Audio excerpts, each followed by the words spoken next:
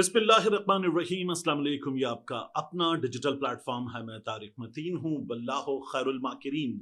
اللہ سب سے بہتر تدبیر فرمانے والا ہے۔ وہی بچائے گا میرے دیس کو بلاؤں سے، جو بارش میں شجر سے گھونسلہ گرنے نہیں دیتا، کیونکہ اس کی تدبیر تمام تدابیر کی امام ہے۔ پاکستان کی فوج مسلم دنیا میں واحد ایٹمی طاقت پاکستان کی فوج۔ کیا یہ فوج فلسطین جا رہی ہے، غزہ جا رہی ہے خدمات سر انجام دینے کے لیے؟ یہ اس وقت پاکستان میں سب سے بڑا سوال ہے، اور اس سوال کا جواب حکومت ہاں میں نہ دیتے ہوئے بھی ہاں میں دے رہی ہے۔ اس تمام تر صورتحال پر اس ویڈیو میں ہمیں بات کرنی ہے۔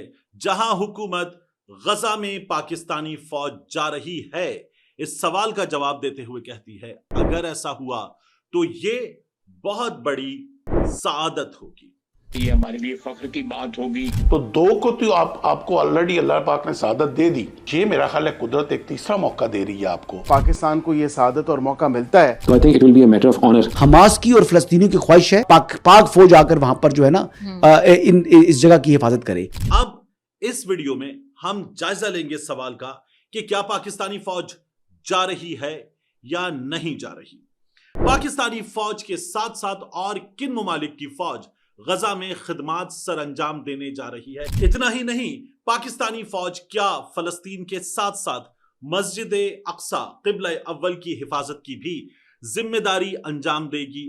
اس سوال کی بھی بات کریں گے۔ کچھ تاریخی سوالات ہیں ہمارے سامنے کہ ہماری فوج نے حرمین شریفین کی سیکیورٹی انجام دیتے ہوئے کیا کیا ذمہ داریاں انجام دی ہیں، اور ایک سروے ہے جو ہم نے ایک عام آدمی سے کیا ہے جس میں کچھ سوالات پوچھے ہیں۔ ان سوالوں کے جوابات بھی اس ویڈیو میں آپ کے سامنے رکھیں گے۔ ٹائمز آف اسرائیل نے ایک اسٹوری کی، اور اس اسٹوری کے مطابق آپ دیکھ سکتے ہیں 5 نکات ہمارے سامنے ہیں۔ ان 5 نکات میں ہمیں پتا چلتا ہے کہ اسرائیل کے دفاعی حکام نے اپنے قانون سازوں کو بتایا ہے کہ غزہ میں جنگ کے بعد استحکام کے لیے ایک بین الاقوامی فورس تشکیل دی جا رہی ہے۔ دوسرا نقطہ یہ ہے کہ یہ فورس 2 سال کے لیے جنگ کے اختتام کے بعد غزہ میں امن اور استحکام قائم کرنے کے لیے قائم کی جائے گی۔ تیسرا، فورس میں پاکستان، انڈونیشیا اور آذربائیجان کے فوجی شامل ہونے کا امکان ہے۔ چوتھا نقطہ، انڈونیشیا نے باقاعدہ طور پر اپنی فوج بھیجنے کی پیشکش کی ہے۔ یہ انڈونیشیا کی اپنی پیشکش ہے۔ پانچواں نقطہ، آذربائیجان نے بھی اس فورس میں شامل ہونے پر رضامندی ظاہر کر دی ہے، جبکہ پاکستان کی شمولیت کے امکانات پر غور کیا جا رہا ہے۔ یہ ہمیں ٹائمز آف اسرائیل کی سٹوری بتاتی ہے۔ پاکستان میں ڈان اخبار میں باقر سجاد سید صاحب کی سٹوری میں کچھ بہت اہم نکات ہیں، وہ بھی میں آپ کے سامنے رکھوں۔ ان کی خبر بتاتی ہے پاکستان کی ممکنہ شمولیت۔ سب سے پہلی بات، حکومت اور فوج غزہ کے لیے بنائی جانے والی انٹرنیشنل اسٹیبلائزیشن فورس ISF میں پاکستان کی شمولیت پر اعلیٰ سطح کے مشورے کے آخری مرحلے میں ہے، اور اس کا اعلان جلد ہونے والا ہے۔ دوسرا نقطہ ہے امریکہ کی سرپرستی اور مسلم ملکوں کا کردار۔ یہ فورس امریکہ کی ثالثی سے طے پانے والے غزہ کے امن معاہدے کا بنیادی ستون ہے، جس میں زیادہ تر مسلم ملکوں جیسے انڈونیشیا، آذربائیجان، مصر، قطر، ترکیے اور پاکستان سے فوج لی جائے گی۔ تیسرا اور سب سے اہم نقطہ، اسرائیل کے تحفظات اور ترکی کی مخالفت۔ اسرائیل نے واضح طور پر ترکی کی شمولیت کی مخالفت کی ہے، جبکہ اسرائیل کے وزیر خارجہ اور وزیر اعظم دونوں نے کہا ہے کہ غزہ میں کن ملکوں کی افواج آئیں گی، اس کا فیصلہ اسرائیل خود کرے گا۔ چوتھا نقطہ، پاکستان کی عسکری سفارتکاری، ملٹری ڈپلومیسی۔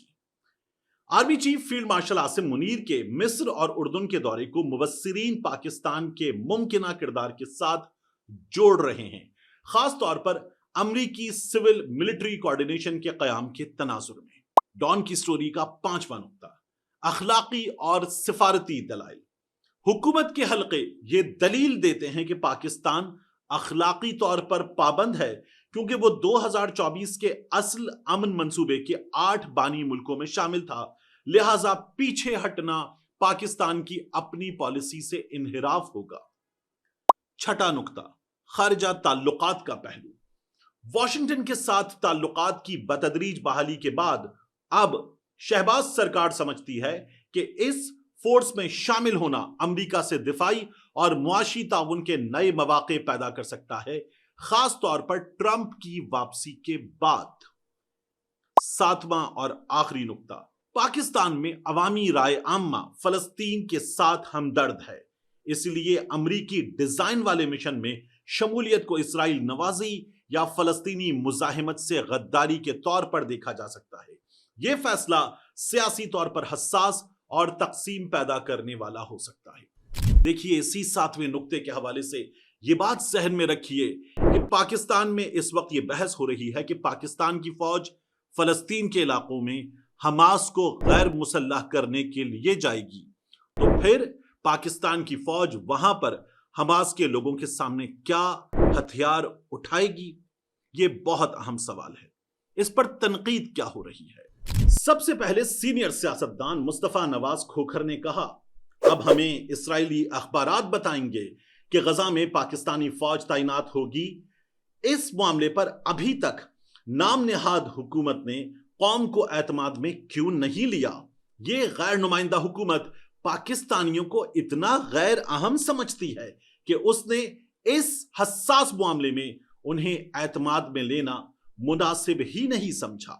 वो ये भी सवाल करते हैं कि हुकूमती अरकान से पूछें तो कंधे उचकाकर बेबसी में कहते हैं कि हमें गजा में अफवाज की तैनाती के बारे में कोई इल्म नहीं। रियासतें क्या ऐसे चला करती हैं? आज नहीं तो कल वहां मुजाहिमती तहरीक शुरू होनी ही है, तो क्या हमारी अफवाज फिर गजा के लोगों के मद्दे मुकाबिल खड़ी होंगी? इराक की मिसाल को सामने रखिए। सद्दाम के जाने के बाद कुछ अरसा अमन रहा और फिर अल अमान, 10 लाख से ऊपर लोग भेंट चढ़ गए।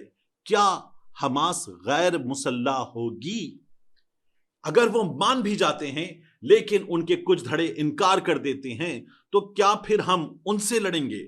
और फिर पुलिसिंग और गजा के बॉर्डर की मैनेजमेंट, पुलिसिंग तो फौजियों की ट्रेनिंग का हिस्सा ही नहीं।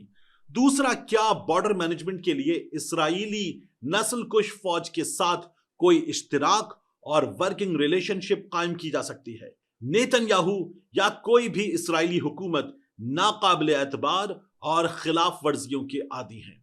फिर हमारी दोनों सरहदों पर सूरत हाल कशीदा है। क्या हम हजारों की तादाद में फौजी भेजने के मुतहमिल हो सकते हैं? इस मुल्क के दिफा पर क्या असरात मुरत्तब होंगे?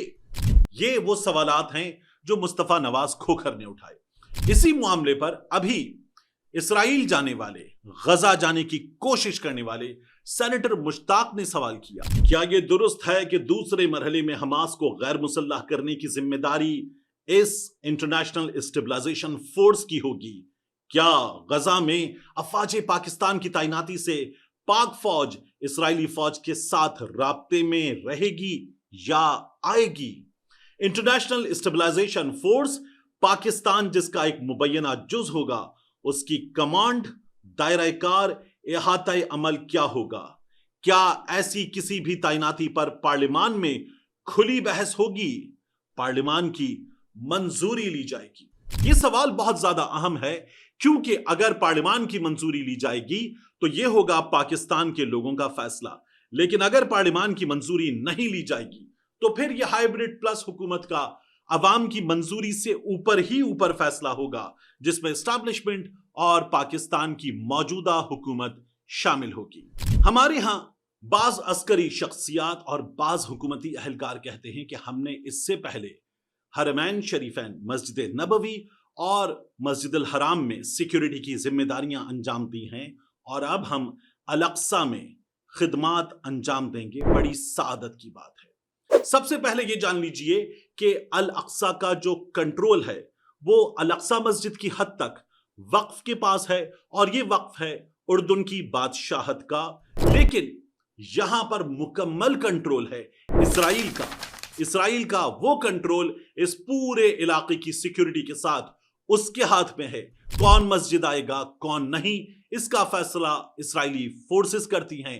अक्सर मस्जिद के अंदर दाखिल हो जाती हैं जूतों समेत اور اکثر و بیشتر نمازیوں کو الاقصی آنے سے روک دیا جاتا ہے، تو وہاں پر پاکستانی فورسز نہیں جائیں گی، یہ ہمیں ذرا سی ریسرچ کے بعد معلوم ہو جاتا ہے۔ اب بات اس سوال کی کہ کیا پاکستان کی فورسز نے ابھی تک حرمین شریفین میں جو خدمات انجام دیں وہ مسجد الحرام اور مسجد نبوی کی سیکیورٹی کی ہیں یا نہیں؟ تو پہلی بار جب ہماری فورسز نے وہاں سیکیورٹی اور آپریشن کے فرائض انجام دیے وہ تھا 1979 میں جوہیمان العتیبی کا حملہ۔ یہ حملہ جوہیمان العتیبی نے کعبہ پر کیا۔ اس نے سعودی عرب کی حکومت کو کرپٹ کہا، ان کی حکومت کو مطلق العنان کہا، اور پھر ایک روز فجر کی نماز کے وقت اس نے کعبے پر قبضہ کر لیا۔ وہ اپنے لوگوں کے ساتھ آیا اور وہاں آ کر اس نے مسلح لوگوں کو پوری مسجد میں ذمہ داریاں دے کر لگا دیا اور پھر کعبے پر قبضہ کر لیا۔ جوہیمان العتیبی نے اپنے بہنوئی محمد عبداللہ القحطانی کے بارے میں بتایا کہ یہ مہدی ہے اور میرا بہنوئی ہے، اور اب ہمیں اس کے پیچھے چلنا ہے، اس کرپٹ حکومت کے پیچھے نہیں۔ ہر جانب اس کے لوگ موجود تھے، ان کی تعداد 60 سے 70 کے درمیان بتائی جاتی ہے۔ انہوں نے وہاں پر 2 لوگوں کو فوری طور پر شہید کر دیا اور اس کے بعد مختلف مقامات پر ہتھیار بند ہو کر پوزیشن سنبھال لی۔ جب شرطے باہر آئے، ان کی گاڑیاں آ کر رکیں، تو اس سلسلے میں بننے والے سعودی عرب کے ایک ڈرامے میں دیکھا جا سکتا ہے کہ باہر گاڑیاں آتی تھیں، اہلکار اترتے تھے اور مسجد الحرام کے میناروں پر موجود اس کے مسلح لوگ انہیں گولیوں سے بھون ڈالتے تھے۔ یہ آپریشن کچھ 14 دن چلا، 14 دن تک اس کا قبضہ تھا، اور پھر اس سلسلے میں سب سے بڑی مشکل یہ تھی کہ کعبے میں مسلح لڑائی لڑی جائے یا نہیں، کیونکہ کعبے میں خونریزی نہیں ہو سکتی۔ پھر علماء کرام نے فتویٰ دیا، ایک اسپیشل پرمیشن ملی، اور اس کے بعد سعودی فورسز نے، پاکستانی فورسز نے اور فرانسیسی اہلکاروں نے اس آپریشن کو انجام دیا۔ ایک خاص آپریشن کے ذریعے ایک گیس مسجد الحرام میں داخل کی گئی جس نے وہاں پر موجود لوگوں کو بے سدھ کر دیا، اور اس کے بعد پھر وہاں سے انہیں گرفتار کیا گیا۔ پاکستانی فورسز نے اس میں خدمات انجام دیں، سعودی فورسز اندر گئیں اور جوہیمان العتیبی کے لوگوں کو اٹھا کر لائیں۔ سعودی عرب کے مختلف شہروں میں چوکوں پر انہیں سرعام قتل کیا گیا تاکہ لوگ عبرت پکڑیں۔ اس آپریشن کے بعد سعودی عرب میں سختیوں کا ایک دور شروع ہوا جس میں بتدریج نرمی آئی، اور آج کل یہ نرمی اپنے عروج پر ہمیں نظر آ رہی ہے۔ پھر کیا ہوا؟ پاکستان کی افواج نے 1982 سے یہ خدمات انجام دینا شروع کی ہیں۔ پاکستان کی افواج نے وہاں پر خدمات انجام دیتے ہوئے تربیت کی ہے، انسٹرکشنز کی خدمات انجام دی ہیں، اور ان کی یہ خدمات مکہ معظمہ میں، مدینہ منورہ میں ایک سرکل ہے، اس سرکل کے بیرونی حصے میں ہوتی ہیں۔ مسجد حرام کے اندرونی حصے میں، مسجد نبوی کے اندرونی حصے میں دستیاب معلومات کے مطابق ان کی اپنی فورسز ہوتی ہیں۔ ہاں، پاکستان انہی مقدس مقامات کی سیکیورٹی کی ذمہ داری ان کے بالکل باہر رہ کر انجام دیتا ہے، اور مختلف مقامات پر پاکستانی اہلکار موجود ہوتے ہیں اور اسٹینڈ بائی پر رہتے ہیں۔ ہماری یہ خدمات وہاں پر 5 اشروں سے جاری ہیں، اور یہ ہمارے لیے ایک سعادت کی بات ہے۔ ہمارے اہلکاروں کی ان خدمات کا سلسلہ جب یمن اور سعودی عرب کی جنگ ہوئی تب کچھ کم ہوا، کیونکہ معاملہ ہماری پارلیمان میں گیا اور ہماری پارلیمان نے فیصلہ کیا کہ یہ 2 اسلامی ملکوں کی جنگ ہے، ہم اس میں پیچھے رہیں گے، اور اس فیصلے کے بعد ہم ذرا پیچھے رہے۔ یہ تعلق ذرا سا کم ہوا تھا، لیکن اب یہ تعلق دوبارہ ٹھیک ٹھاک بڑھ گیا ہے، اور اس تعلق کی ایک نئی جہت نظر آ رہی ہے۔ یہ جو حالیہ پیکٹ ہوا اور اس پیکٹ کے بعد کل جو ڈیولپمنٹ ہوئی، وہ ڈیولپمنٹ ہمیں بتاتی ہے کہ بات اب پہلے سے زیادہ خوشگوار دوستی تک پہنچ چکی ہے، جو پاکستان کے لیے سفارتی، دفاعی اور سیاسی نقطۂ نگاہ سے تو اہم ہے، آگے جا کر یہ پاکستان کے لیے معاشی نقطۂ نگاہ سے بھی بہت اہم ہوگا، یہ مبصرین کا خیال ہے۔ اب بات اس عام سروے کی جس میں سوال یہ کیا جا رہا ہے کہ کیا پاکستان کی فوج اسرائیل کی اجازت سے جا رہی ہے؟ تو ٹائمز آف اسرائیل کی سٹوری یا باقر سجاد سید صاحب کی خبر ہمیں یہ بتاتی ہے کہ اسرائیلی حکام کہتے ہیں کن کن ملکوں کی افواج آئیں گی اس کا فیصلہ ہم کریں گے، اور وہ یہ بھی بتاتے ہیں کہ اسرائیلی حکام نے ابھی ترکی کی فوج کے لیے منع کر دیا ہے۔ پاکستان کی فوج وہاں کیوں جا رہی ہے؟ ایک عام آدمی یہ جاننا چاہتا ہے۔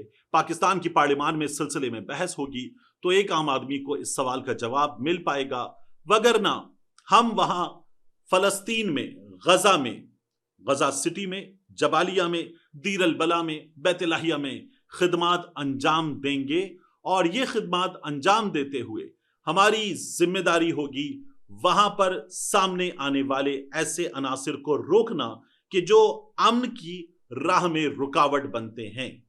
اب اگر اسرائیلی حکام کی بتائی گئی یہ بات درست ہے تو پھر غزہ میں حماس کو غیر مسلح کرنے کی ذمہ داری ہوگی اس انٹرنیشنل اسٹیبلائزیشن فورس کے پاس۔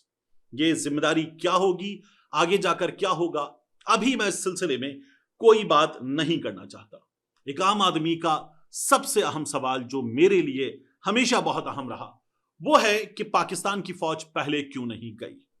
یعنی جب فلسطین میں مسلسل ماؤں کو، بہنوں کو، بچوں کو، نہتے لوگوں کو کاٹا جا رہا تھا، مارا جا رہا تھا، عمارتیں میزائلوں سے ملیامیٹ کی جا رہی تھیں، جسموں کے چیتھڑے اڑ رہے تھے، تب ہماری افواج نے، اور صرف پاکستان نہیں، مسلم دنیا کی افواج نے کچھ کیوں نہیں کیا؟ ہم کیوں بیٹھے رہے جب ہم نے دنیا کو یہ دکھا دیا کہ ہم اپنے سے بظاہر بڑی نظر آنے والی عسکری اور معاشی طاقت بھارت کو ناکوں چنے چبا سکتے ہیں؟